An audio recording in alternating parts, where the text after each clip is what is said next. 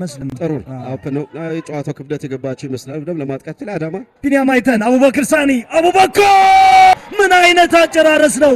አቡበክር ሳኒ ምናልባት ቡድኑን ሳሙኤል አለ፣ ቢኒያም አለ፣ አቡበክር በነፃነት ነው ኳሱን ያገኝ አስቻለው። ኳሱን ተቆጣጥሮ እስኪዞር ድረስ በጣም አጥብቶ ነው ክሎዝ ዳውን ማድረግ አልቻለም። አብዱ ተመልከት፣ በቀኝ እግሩ ጥሩ ኮንትሮል፣ በግራ እግሩ ፓወርፉል ምት።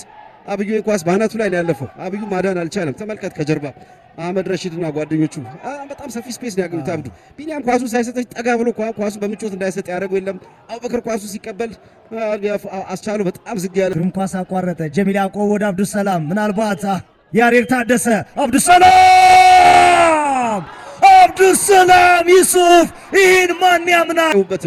አሁን ግን ቢኒያም ያን ኳስ መጠቀም አልቻለም። አሁን ደግሞ በቀላሉ ኳሱን ከተነጠቀ በኋላ ነው የኳስ ወደፊት ሄደው ያሬድ ሀሰን ምን አይነት ኳስ ያሬድ ጌታቸው ለአብዱሰላም የሰጠው ቆንጆ ሩጫ ነው። ድሮ አንቲሲፔሽን ነው። ከጀርባ ኳሱ እንደሚሰጠው አውቆ ግሩም ሩጫ ነው የሮጠው። ይህ ኳስ መናፍ ምንም ማድረግ አልቻለም። አልዓዛር ጊዜ